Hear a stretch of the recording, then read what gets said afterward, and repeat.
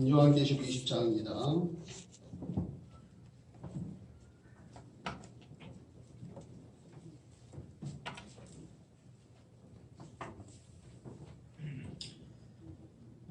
요한계시록 20장 7절에서 15절까지 합독을 합니다.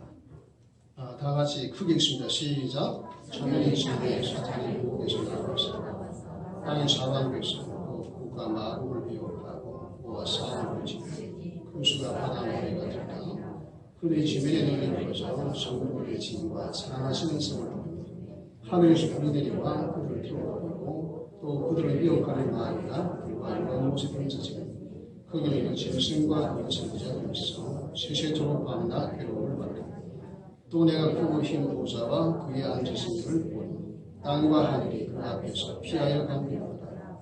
또 내가 보니 죽은 자들이 큰 자나 작은 자나 그 보좌 앞에 서 있는데 칡들이 펴있고 또 다른 칡이 펴졌으니 곧 심령지게 죽은 자들의 자기 행위를 따라 칡들이 기록된 대로 심판을 받으니 바다가 그 가운데서 죽은 자들을 내어주고 또 사망과 음부도 그 가운데서 죽은 자들을 내어주니 각 사람이 자기 행위로 심판을 받고 사망과 음부도 불못에 던져지니 이것이 둘째 사망 곧 불못이다. 누구든지 생명체에 이르지 못한 자는 불못에 던져지더라.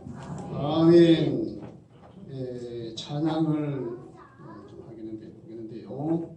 한번 올려주시죠. 이게 잘 안 보이네요. 보이나요?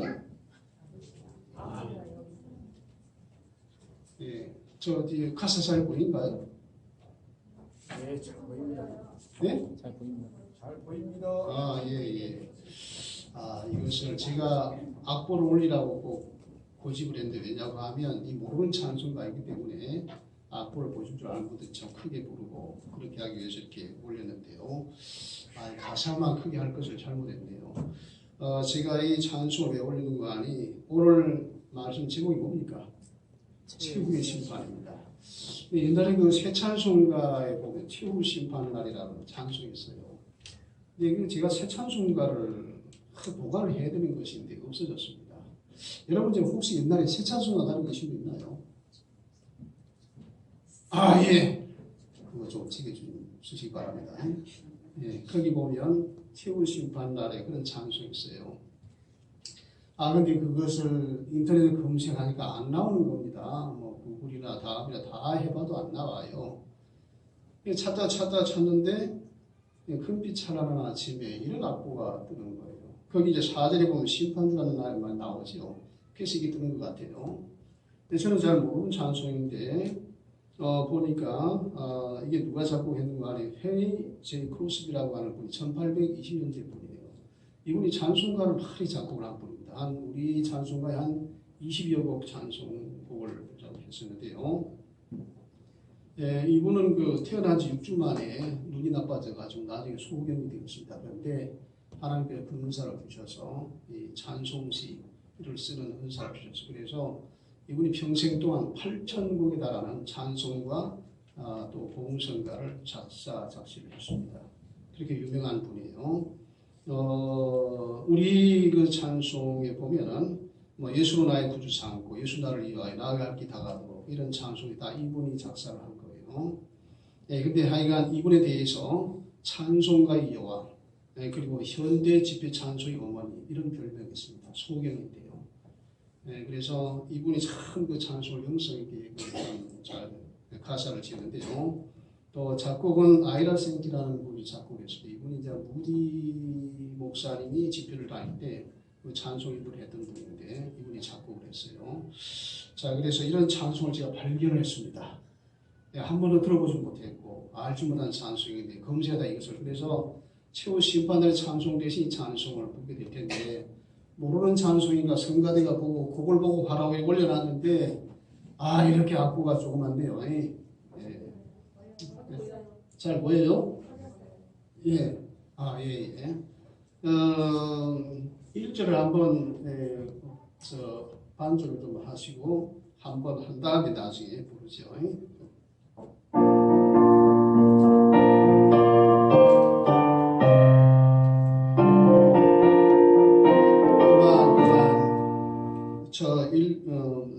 한 두 소절을 한번 처음부터 조금 천천히.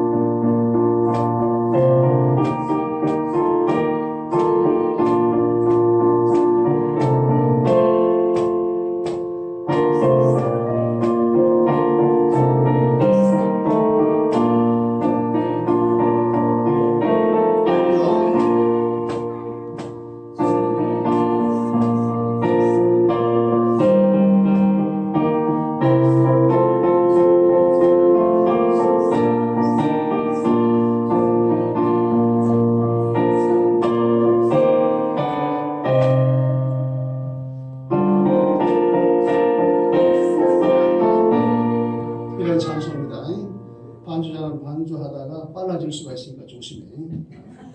한번 부릅니다. 전주 다시. 둘, 셋.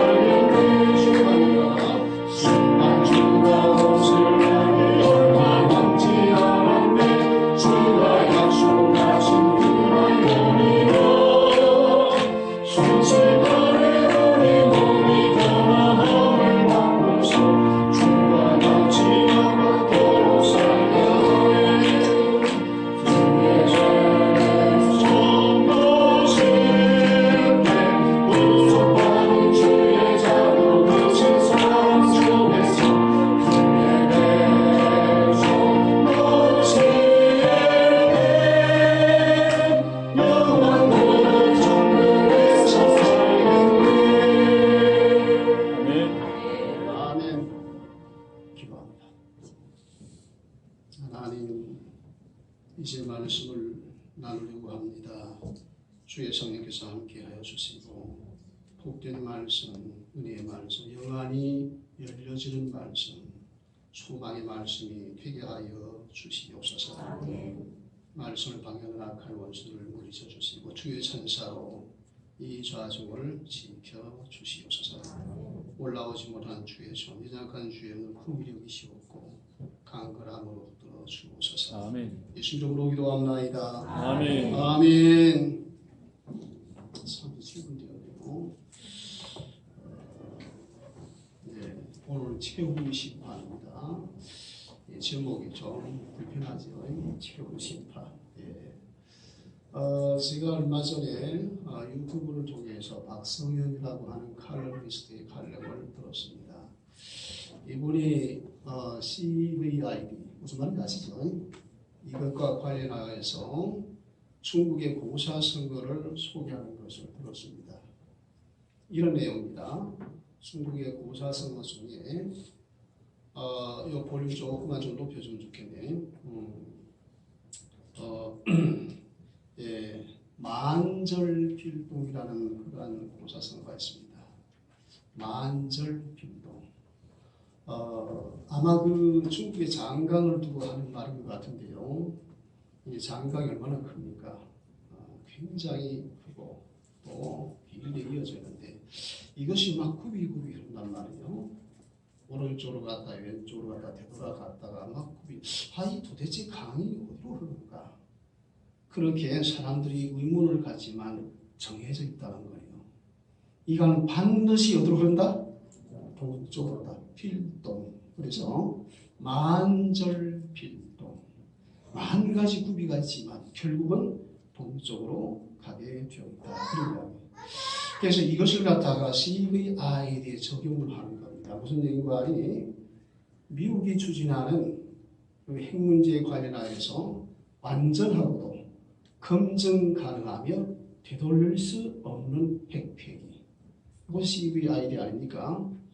자, 그런데 이것은 반드시 이루고 말아야 할 절대절명의 명제다라고 하는 겁니다. 그래서 어떤 경우에도 미국은 이것을 밀고 나갈 것이다. 이것을 설명하면서 만절필동을 적용하는 겁니다. 그래서 이런 일이 있고 저런 일이 있을지라도 반드시 이것이 되어질 것이다. 예를 들어서 트럼프 대통령이 북미 회담을 한다고 했다가 또 취소한다고 했다가 또 할 수도 있다고 했다가 또 한다고 했다가 한 번이나 두 번도 되고 세 번도 될 수 있다고 했다고 도대체 뭘 어떻게 할지를 모르겠어요. 어떤 사람은 열릴 것이다. 어떤 사람은 아니다. 열리지 않을 것이다. 그런 말들이 많이 있습니다. 그런데 그것이 열리든 열리지 않든 CVI들은 변함이 없다. 그 방향으로 가게 될 것이다. 그런 얘기인데요. 자, 그래서 이분이 이런 이야기를 합니다. 북한이라는 나라가 어떤 나라냐? 북한이라는 나라는 전체주의에다가 대량 학살에다가 사교 집단이다. 근데 이러한 집단이 그러한 자신들의 이러한 그 사교적인 이러한 것들을 포기하지 않는 한, 이런 그러한 이것을 포기하지 않는 한에는 결국 핵포기는 있을 수가 없다. 그럼 어떻게 할 것이냐? 어떻게 할 것이냐? 회담이 성사되어서 하면 좋겠지만 안 하게 되어도 결국은 CVID로 가는데 네 글자로 표현합니다. 그게 뭔가 하니 접수평정 그렇게 말해요. 그러니까 군사 옵션을 통해서 북한을 점령하고 평정을 하는 방법으로 결과되었을 것이다. 이렇게. 그래서 이것을 설명하면서 중국의 고사성어 만절필동을 사용을 하는 겁니다. 저는 이 만절필동을 역사에다가 적용을 하고 싶어요. 역사가 도대체 무엇이냐? 목적은 무엇이고 역사가 어디로 향할 것이냐? 끝은 어디겠느냐? 여러분 아시겠어요? 역사학자도 모를 겁니다. 철학자도 알 수가 없을 거예요. 난 그분들을 만나보지도 못했지만 틀림없이 모를 거예요. 어떻게 알겠습니까? 그런데 성경은 그것을 분명히 밝혀주고 있어요. 오늘 20장 읽었는데요. 바로 그 옆에 21장을 보시면 1절에 보면 이렇게 되어 있습니다. 또 내가 새 하늘과 새 땅을 보니. 이것이 역사의 종착지입니다. 인류의 역사의 종착지가 바로 새 하늘과 새 땅입니다. 자, 창세기에 보면 어디가 나옵니까? 에덴 동산이 나옵니다. 그리고 성경 맨 마지막 책에 가면 새 하늘과 새 땅이 나옵니다. 에덴 동산은 하나님 나라의 시작, 계시입니다. 그리고 역사가 흐르고 결국에는 새 하늘과 새 땅, 영원한 하나님 나라 그 세계가 나타납니다. 그 안에 역사가 있는데 그 역사 안에서 수많은 전쟁들도 있고 혁명도 일어나고 여러 제국들이 일어나기도 하고 사라지기도 하고 그런 과정 속에 있지만 그러나 어찌되었든 시간에 역사는 종말을 구할 것인데 그 끝이 어디냐고 하면 새하늘과 새 땅이라는 것. 하나님 나라의 비밀을 아는 것이 복입니다.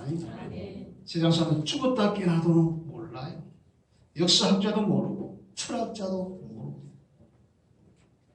다만 구속을 받은 하나님의 백성만이 알 수가 있어요. 그래서 우리는 역사의 끝을 알고 있습니다. 또 역사의 존재 이유를 알 수가 있습니다. 결국은 하나님 나라를 위한 겁니다. 그래서 성경의 큰 주제가 바로 하나님의 나라이지요. 자, 그래서 이런 일이 있고 저런 일이 있지만 반드시 미운 시비가 이도록 간다라고 하는 것처럼 역사가 이런 일도 있고 저런 일도 있지만 반드시 하나님 나라의 완성으로 갈 것이다. 이것은 움직일 수 없는 사실입니다. 네. 자, 그런데 새하늘과 새 땅이 영원한 무궁세계가 종착지인데 그 전에 어떤 일이 있습니까? 천년 왕국이 있어요.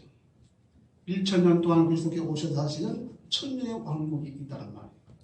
그럼 이 천년 왕국은 무엇인가 하니 하나님께서 아담에게 맹하셨던 것을 이루는 것이 천년 왕국입니다. 하나님께서 아담에게 말씀하셨어요. 생육하고 번성하라. 땅에 충만하라. 땅을 다스리라. 정복하라. 근데 아담은 실패했어요. 그러나 실패해서 이것을 이루시는 겁니다. 생육하고 번성 무엇을요? 그리스도의 복음을 통하여 생육하고 번성하는 가운데 여러분들 이 자리에 있는 겁니다. 생육하고 번성하여 그리고 땅을 다지고 정복해야 돼요. 아담은 못했어요. 주님께서 오셔서 하시는데 그것이 바로 천년의 왕국입니다.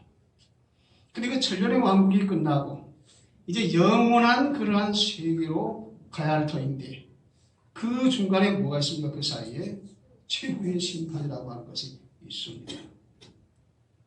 자, 최후의 심판이 있는데요. 이 앞에도 심판이고 심판은 여러 가지 있습니다. 개인적인 심판도 있어요. 죽음도 심판도 있고 여러 가지 심판도 있습니다만 하여간 인류 최후의 심판이 오늘의 20장 11절 이하에 나오는 것이 최후의 심판이다. 그런데 이 최후의 심판이 있기 전에 서론이 있어요. 그게 뭔가 하니 7절에서 10절까지입니다. 자, 보시기 바랍니다. 7절에 천년이 참회 되었어요. 여러분, 적어도 이 최후의 심판은 앞으로 1000년 후에 일어날 일입니다. 1000년 후에 일어날 일. 우리가 지금 1000년 후에 일어날 일을 지금 보고 있는 거예요. 자, 1000년이 참회. 사탄이 그 옥에서 놓여 나와서 그 옥이 뭡니까? 무저갱에서 놓여 나오는 겁니다. 우리가 2장 1절부터 한번 읽어보았습니다만 다시 한번 봅니다. 1절에서 3절까지 읽어볼까요? 다 같이 시작. 또 내가 봄에 천사가 무성의 열쇠와 큰 쇠사슬을 그의 손에 가지고 하늘로부터 내려와서 용을 잡으니 곧 옛뱀이요 마귀요 사탄이라 잡아서 1000년 동안 결박하여 무적에게 던져서 않고 그 위에 임봉하여 1000년이 차도록 다시는 만국을 명하지 못하게 했는데 그는 반드시 잠깐 천년 왕국 직전에 주님께 오시죠. 세상은 정복하십니다. 그리고 사단을 잡아서 무적행이라고 하는 것은 바닥이 없는 구름을 말하는 것인데 거기다 잡아 가두었다가 1000년 동안 가두죠. 그리고 1000년이 지난 다음에 사단을 다시 풀어놓는 거예요. 자, 그래서 그 옥에서 놓여 나와서 사단이 자기가 나온 게 아니고 천사가 풀어놓는 게 하나님 명령에서 풀어놓아요. 나와가지고 땅의 사방 백성 곡과 마곡을 미혹하고 모아 싸움을 붙이니 이 곡과 마곡은 주님께서 오시기 직전에도 곡과 마곡의 전쟁이 있습니다. 그리고 곡과 마곡의 나라들이 어느 나라인지 성경에 나와 있어요. 로스와 메섹과 투갈과 이렇게 두갈마 이런 족속 다 말하는데요. 지금으로 말하면 러시아를 대장으로 하여서 중동의 무슬림 여러 나라들을 연합을 이루어서 이스라엘을 침공하는 겁니다. 그것이 곡과 마곡의 전쟁이에요. 주님께서 오시기 직전에 있어질 전쟁입니다. 여러분 오늘 주보를 보셨는데요. 그 주보에 보면 곡과 마곡의 전쟁이 나옵니다. 이 예레미야라고 필명하는 분이 이걸 쓴 것으로 나중에 한번 읽어보시기 바랍니다. 자, 그러한 일들이 지금 역사 앞에 곧 나타나게 됩니다만 여기서 나오는 곡과 마곡은 그 사단 편에 서 있는 그러한 자들을 곡과 마곡이라 이렇게 여기서 지칭을 하고 있습니다.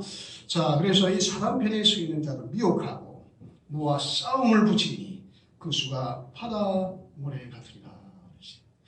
바다 모래 같으리라. 굉장히 사람들이 많아요. 주님께서 오시기 직전에 전쟁들이 많이 있죠. 국가 마구의 전쟁도 있을 것이고, 요한계시록에 보면은 둘째를 뗄 때에 붉은 말이 등장하는데 전쟁을 말합니다. 그리고 최후의 아마겟돈 전쟁도 있게 되지요. 그래서 사람들이 많이 죽게 되는 겁니다. 그래서 사람들이 많이 죽게 되니까 인구가 엄청나게 죽게 되겠지요. 예, 그래서 뭐 3분의 1이 뭐 없어지는 막 그런 전쟁, 놀라운 전쟁, 사람들이 굉장히 줄어든 그런 상황 속에서 1000년 동안 사람들이 살 때 얼마나 많은 사람이 번성하겠습니까? 그리고 이 1000년의 왕국은 쉽게 말하면 노아 홍수 이전의 상태로 돌아갑니다. 크게 자연 환경이 좋아져요. 그리고 주님께서 통치하시니, 지혜로 통치하시니 공에도 얼마나 좋은 환경이, 여기서 생육하고 번성하는 사람들이 그야말로 바다의 모래같이 많겠지요. 자, 그런데 여기서 사람들을 미혹하여서 전쟁을 붙인다 하는 거예요. 싸움을 붙이기. 제가 한번 질문을 하겠어요. 질문을 해야 여러분들이 신경을 쓰고 듣거든요. 자, 아니 천년왕국이 끝났으면 그냥 영원한 천국으로 세월 세도록 가면 되는데 왜 하나님께서 사탄을 포로놓아 전쟁을 붙이는 겁니까? 왜 전쟁이 일어나는 거예요? 다른 데 가면 그런 대답 못해. 여기 와야 그런 대답을 들어요. 왜 풀어놓는가 하니 알곡과 죽성이를 가리기 위해서 그런 거예요. 알곡과 죽성이를 가리기 위해서. 7년 대화는 왜 옵니까? 타작마다. 이게 진짜 성도가 있고 가짜 성도가 있거든요. 그게 우리가 볼 때는 잘 몰라요. 어느 때 진짜 가짜 드러납니까? 사람이 환난을 당할 때, 공고한 일을 당할 때. 아이고 예수 믿어도 별거 없구만. 아이고 난 싫어. 세상을 그런 사람 있지 않겠어요? 진짜와 가짜가 섞여 있습니다. 사람이 공고한 일을 당하면 그때 나타나게 되는 거예요. 7년 대환란이 왜 필요하냐?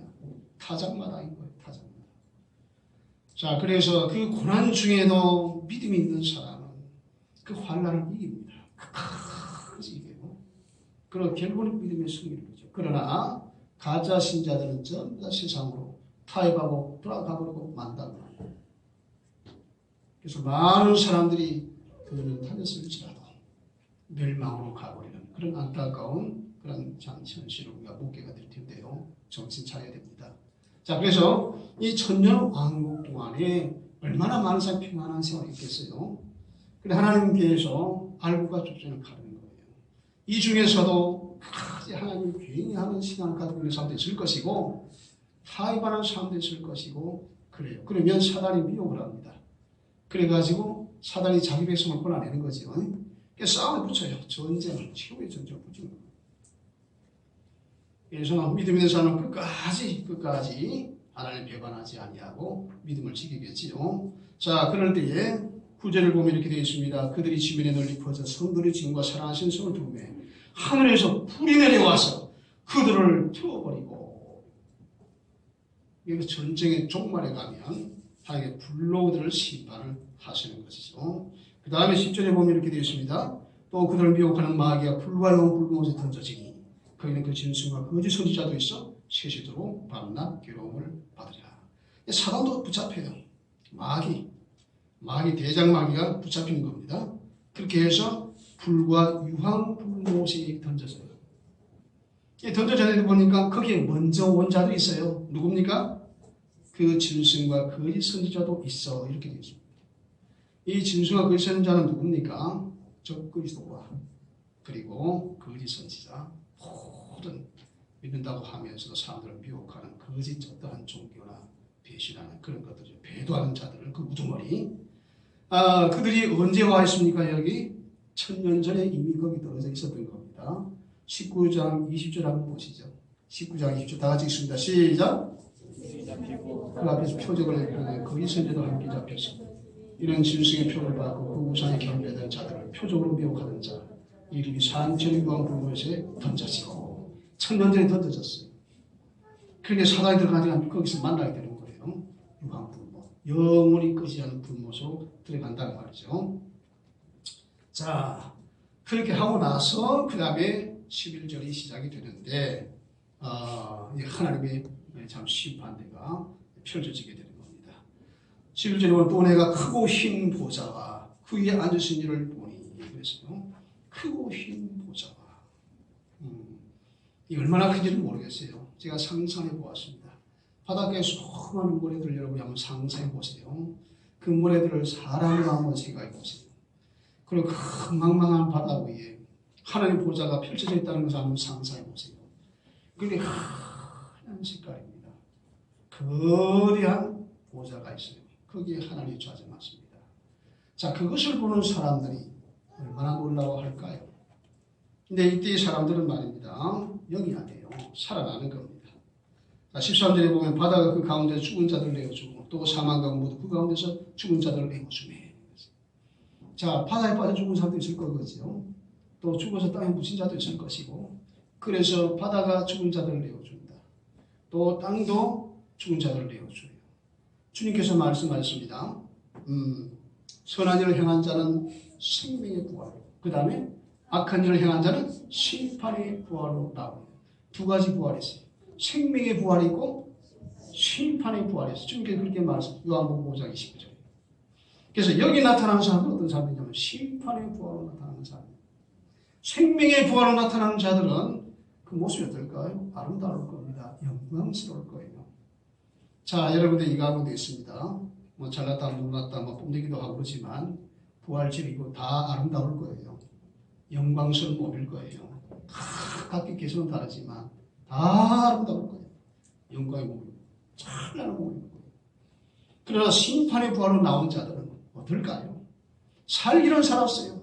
영원한 생명을 갖긴 가졌어요. 근데 저주의 부활이에요. 심판의 부활이에요. 그러니 그 모습이 결코 영광스럽지 않은 거예요. 그 모습이 아주 흉측스러울 것이다. 그런 생각을 해봐요. 자, 그런데 이러한 죽은 자들, 심판받을 자들이 부활합니다. 부활. 자, 부활해서 이 하얀 보좌 앞에서 심판을 기다리고 있는 겁니다. 근데 그 장소에 있을 때 얼마나 두렵고 떨리겠습니까? 예, 죄인된 사람이 하나님을 보면 어떻게 되나요? 죽는다고 성경에 나와 있어요. 죽어요. 하나님께서 시내산에 강림하셨을 때에 이스라엘 사람들이 공포에 질렸어요. 그래서 모세에게 호소합니다. 모세여, 당신이 하나님과 대화하고 하나님께서 직접 우리에게 말하지 않게 하소서. 우리가 죽을 지경이 되었나이다. 공포에 질렸어요. 그런데 사도 요한도 계시록 1장 7절에 보면 말이죠. 그런 말을 합니다. 자, 그 영이 올림을 받아서 주님을 배우게 되었어요. 자, 주님께서 어떤 모습을 봅니까? 하얀 들같이 흰 머리에다가 부는 불꽃 같고 말이죠. 그 다음에 오른손에는 7뼈를 붙잡고 7촛대 사이를 거니시는데 그 발이 풀무에 달린 그러한 녹 같고 말이죠. 근데 이 모습을 본 사도 요한이 엎드려 죽은 자같이 되었다고 그렇게 되어 있습니다. 그러니까 요한이 섬기던 그 살아가신 예수님인데 그 살아가신 예수님이 그 영광의 모습을 가지고 나타난 것을 보았을 때 그 제자인 요한조차도 말입니다. 너무나도 두렵고 떨려서 죽은 자같이 되었다고 그렇게 되어 있어요. 주님께서 두려워하지 말라 그런 말씀을 하시죠. 자, 그런데 이렇게 심판을 받을 자들이 영원한 불못에 들어갈 그 참 저주의 몸을 입고 나와서 이제 그 심판대 앞에 섰을 때에 얼마나 두렵겠냐. 사시나무처럼 바들바들 재판을 받아서 무기징역을 살아도 언젠가 나올 기회가 있겠지요. 그러나 이 마지막 최후의 심판은 한 번 심판의 결정이 떨어지면 영원한 저주, 영원히 영원한 풀모 속에서 고통을 당한다라고 하는 사실. 그 심판대 앞에 서 있는 겁니다. 얼마나 떨리겠어요. 주님을 알지 못하는 자들, 주님을 저주하는 자들, 복음을 거부하는 자들이 이러한 저주를 받게 될 거예요. 이러한 심판을 받게 될 거다. 자, 큰 자나 작은 자나 이 모습은 키가 크고 적고 그것을 말하는 게 아니라 권세가 크든 적든 이러한 모든 사람들이 보좌 앞에 서 있는 책들이 펴있고 또 다른 책이 펴져 있습니다. 그 생명책이라. 여기서 책들이 있고 책이 있어요. 복수가 있고 복수가 있고 단수가 있습니다. 단수는 뭘까요? 생명의 책임. 복수는 행위의 책임. 바티칸 성당에 가면 저는 가보지 못했습니다만 근거로만 봤어요. 별로 가고 싶지는 않아요. 근데 그 성당에 들어가게 되면 그 둥근 천장에 그림이 있습니다. 어떤 그림일까요? 천지창조. 누가 그랬을까요? 미켈란젤로가. 그리고 그 벽면에 또 그림이 있어요. 그 무슨 그림인가 아세요? 어떤 그림입니까? 최후 심판 그림이에요. 그 그림 중앙에 보면은 어떤 건장한 남자가, 근육질의 남자가 이렇게 하고 있는 그림이 있어요. 이게 바로 심판주 대신에 예수 그리스도를 말한다고 합니다. 그리고 그 주위에는 12사도와 성들이 둘러서 있고 또 그 밑에는 천사들이 막 나팔을 막 부는 그런 그림이에요. 근데 한쪽의 천사는 작은 책을 들고 있어요. 또 한쪽의 천사는 큰 책을 들고 있어요. 작은 책이 뭘까요? 생명책. 그 다음에 큰 책은 행위책인데 저주받을 자예요. 그래서 이런 그림을 통해서도 구원받는 백성이 적다 많다? 저주다 하는 것을 보여주고 있는 겁니다. 자, 그래서 이 생명책에 기록되지 아니한 모든 사람들은 심판에 해당하는 사람인데 그냥 도매금으로 심판하는 것이 아니고 그 행위에 기록된 대로 합당한 그러한 벌을 받도록 그렇게 모든 것이 되어 있습니다. 오늘날은 참 과학이 발달해서 우리 행동 것이가 참 기록이 되지요. 뭐 CCTV가 있어서 변명 못하고 우리 통장 갖고 다니까 그것도 다 알고 말입니다. 우리 경제활동, 우리 일거수일투족이 다 보지요. 그런데 하나님 걸 모르시겠어요? 모든 행동을 다 아세요. 그러니까 우리 그 행한 것들을 모두 기록해 놓는다는 거예요. 그래서 심판을 행하게 되는 겁니다. 자, 우리 예수 믿는 사람은 여기서 심판을 받지 않아요. 무슨 심판을 받을까요? 그리스도의 심판대 앞에 심판을 받는데 그 심판은 죄에 대한 책임을 묻는 게 아니에요. 죄를 우리 십자가 부속으로 말미암아 해결되어 버렸어요. 우리 죄에 대한 심판하는 게 아니에요. 우리가 얼마나 이 세상을 살아갈 때 주의 영광을 위하여 살았냐라고 하는 그것 가지고 상급을 나누는 그런 심판이에요. 상급을 나누는 심판이라고. 그래서 구원은 다 똑같이 받습니다. 구원은 하나님의 선물이에요. 은혜로 받는 겁니다. 믿기만 하면 구원 받아요. 다 구원 받습니다. 믿기만 하면. 회개하고 믿기만 하면 구원 받아요. 그러나 그 구원은 다 같이 받지만은 영광은 같아요, 달라요? 영광은 다릅니다. 다 자기가 행한 대로 그것을 하나님 갚아줍니다. 그래서 계시록으로 여러 가지 멸류관이 나오죠. 생명의 멸류관, 의의 멸류관, 또 목숨 멸류관이 좀 많이 나오죠. 그러니까 각 사람의 행위에 따라서 그 영광이 다르다라고 하는 것을 보여주는 겁니다. 자, 그래서 우리가 똑같이 주 예수 그리스도를 믿고 구원을 받지만 집 나라에 가서 영광은 다 다를 거예요. 근데 대부분의 교회들이 그 전체의 교회 중에서 소수만이 충성합니다. 안타까운 일이지만 소수만이 충성합니다.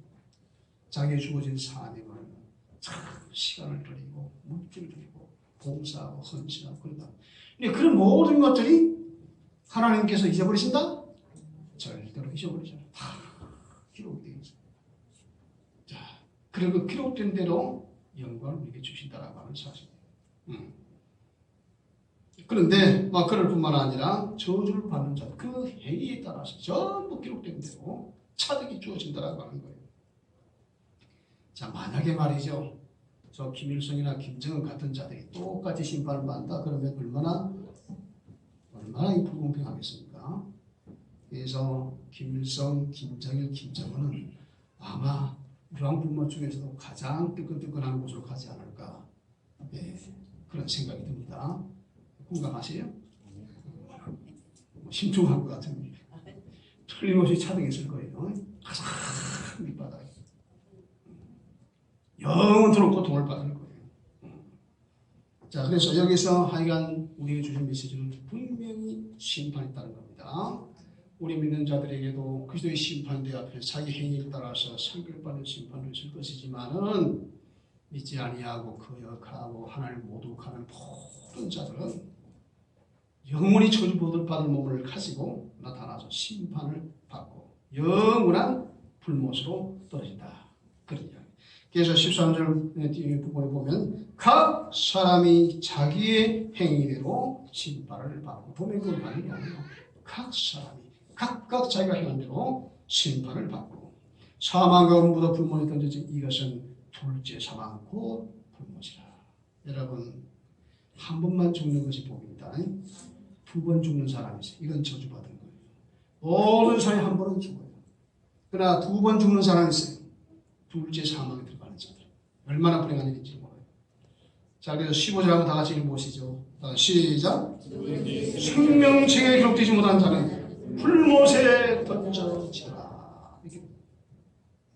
그러고 나서 시한못에 딱 나타나죠. 여러분, 이것은 앞으로 1000년 후에 일어날 일입니다. 1000년 후에 일어날. 근데 오늘 우리 현재가 중요하지요. 현재가 지금 어떤 상황입니까? 굉장히 중차대한 시대에 우리가 살아가고 있어요. 아까도 말씀드린 바와 같이 곡과 마국의 전쟁이 곧 다가오는 그런 시대를 살아가고. 왜 그렇습니까? 왜 그렇습니까? 세상이 망해가는 징조, 여러분 보이시죠? 망해가는 징조. 얼마나 세상이 악한지 몰라요. 예. 이로 말로도 할 수 없이 악합니다.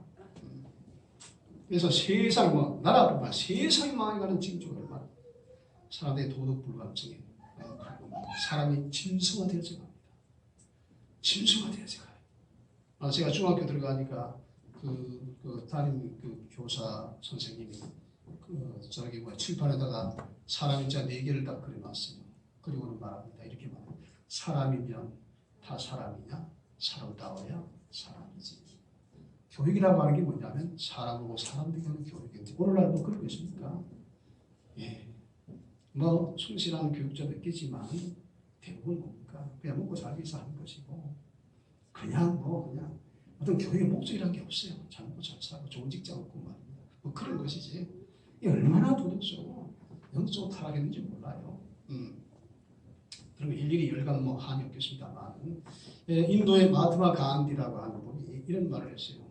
나라가 망할 징조 7가지를 쭉 말했는데 맨 마지막에 7번째 무슨 내용인고 하니 희생이 없는 종교. 희생이 없는 종교가 나타날 때 나라가 망한다. 그 말. 근데 이분이 점잖게 얘기한 거예요. 희생이 없는 종교. 좀 강하게 말하면 종교가 타락하면 나라가 망한다. 다른 종교 우리가 말할 거 없어요. 우리 이 시대의 교회를 보세요. 얼마나 타락했는지 몰라요. 이거 말도 할 수 없어요. 근데 이런 것을 보면서 여러분이 물론 안타까운 마음이 있겠지만 그러나 다르게 생각이 됩니다. 때가 가까웠다. 이 군산지역 제가 뭘 얘기하자면 이 군산지역이 어떤 교회라고 말하면 여러분 다 알 거예요. 다 아는 때문에 제가 이야기하는 것인데요. 목사가 교회를 팔아. 은행에다가 말입니다. 교회 등기를 접는 거죠. 문자를 받아가지고 들통이 나가지고 쫓겨나고 말하죠. 기가 막힌 일이에요. 기가 막힌. 어찌 이런 일이 할 수 있냐는 말이에요. 어찌 일어날 수 있냐. 상상도 할 수 없는 일이 일어납니다. 그럴 뿐만 아니라 또 남은 장로님들이 말이죠. 후임 목사님을 청빙했는데 교단이 다른 목사를 청빙했는데 왜 그랬느냐? 돈을 많이 갖고 오는데 그 돈을 가지고 오면 교회 빚을 갚을 수가 있어. 그러니까 이래도 좋고 저래도 좋고. 그게 아니에요? 그것도 있는데요. 그 사람들은요, 목사님이요, 깡패라고? 목사님들이 우리 집 말고. 예, 하여간 제가 듣기로는 그래요. 그러니까 이 말이 있고 저 말이 있어요. 이 말이 있고 저 말. 그런데 그것이 사실이라고 하면 여러분 한번 생각해 보세요. 우리 목사님 이제 새로운 목사님 오세요. 그런데 우리 교회도 지금 교회를 건축하고 좀 부채가 있습니다. 여러분 이왕이면 돈 많은 목사를 드립시다. 이분이 훌륭하니까 이분이 오늘 우리 교회 빚도 가고 얼마나 좋겠습니까 하면 여러분 어떻게 하겠어요? 여러분 그러면 안 돼요. 이렇게 말해야 됩니다. 생각해 보세요. 다 똑같은 그런 하나님의 종으로 부름을 받고 다 자격이 있는데 말입니다. 돈 있는 사람은 담임 목사로 부임이 되고 돈 없는 사람은 안 되고 그럼 되겠어요? 이게 말이 안 돼. 이게 인본주의라고 하죠. 인본주의. 어려운 있으면 하나님께 기도하고 하나님 인도를 받고 그렇게 해야 되는 것이지 인간의 생각대로. 하여간 뭐 그랬는 저랬는지 이제 난 두고 보면 알겠습니다만은 어쨌든 이러든 저러든 인본주의가 판을 쳐요. 이게 얼마나 악한지 몰라요. 뭐 전주에도 어떤 교회 뭐 싸움 난리 났습니다. 그래서 세상에 못한 그 도덕적으로 뭐 타락한 것도 많지만 가장 중요한 것은 교회가 바로서집니다. 세상에 빛이 되지 못해요. 세상의 교회를 걱정하는 때가 됐어요. 이게 얼마나 안타까운 일이냐고. 근데 이러한 것이 뭔가 하니 정말 애증더라고 합니다. 제가 이 말씀을 준비하면서 그런 생각이 들어요. 우리는 다시 오실 주님을 맞이해 준비를 해야 되는데 많은 사람들이 말입니다. 주님의 징계를 준비하고 있어요. 주님의 매를 맞으려고 매를 지금 준비하고 있다. 이런 생각을 든다는 말이에요. 얼마나 안타까운 일입니까? 여러분 마지막 시간에 각자 도생입니다. 각자 자기 믿음을 지켜야 되는 거예요. 각자 자기 믿음을 지켜야 되는 거예요. 예루살렘 멸망할 때 바벨론으로 잡혀가고 해도 바벨론까지 끌려갔어도 하나님의 축복을 받는 사람이 있는 거 아시죠? 아니 악한 그러한 시대가 되었고 종말 시대가 되었습니다. 그래서 이런 것 때문에 환란이 오고 이 환란을 통해서 참 신자와 거짓 신자, 알곡과 족적이를 가르다는 말. 그래서 환란이 필요한 거예요. 여러분들 믿음 잘 지키시기를 바랍니다. 최후 심판이라는 반드시 있고 우리가 언젠가 그리스도 앞에 심판 앞에 서게 될 것. 세상 모든 사람 하얀 참 백부자, 흰부자 앞에 서서 자기 행위에 따라서 심판을 받을 겁니다. 세상 사람들은 진노를 준비하고 있습니다. 우리는 뭘 준비해야 될까요? 지금 다시 오심을 준비해야 됩니다. 영원한 나라를 준비하는 삶을 살아야 됩니다. 그래서 오늘 최후 심판이라고 하는 이 네 글자를 꼭 마음에 새기시고 여러분 일부서 일투족이 주의 나라를 향한 것이 될 수 있기를 주로 축복을 드립니다. 기도합니다. 우리 하나님 아버지 감사를 드립니다. 주님을 찬송합니다. 최후 심판 하나님 아버지 역사 안에서 많은 일들이 있지만 최후 심판을 통해서 모든 것은 가려지게 될 것이고 영원한 하나님 나라가 나타나게 될 것입니다. 역사는 그런 방향으로 진행되고 있다고 하는 사실을 늘 생각하면서 하나님 나라를 사모하고 또한 주님께 원하시고 바라시는 뜻을 향하여 살아가는 저희들 되게 하여 주시옵소서. 내가 먼저 그 나라와 그 길을 구하셨사오니 하나님 아버지 항상 그 나라를 품고 헌신하고 내게 주어진 사명을 잘 감당하고 하나님 아버지 주의 말씀 안에서 빛의 자녀로 나타나는 그런 곳으로 살아가도록 함께하여 주옵소서. 예수 이름으로 기도합니다. 아멘. 자, 일어나 찬송.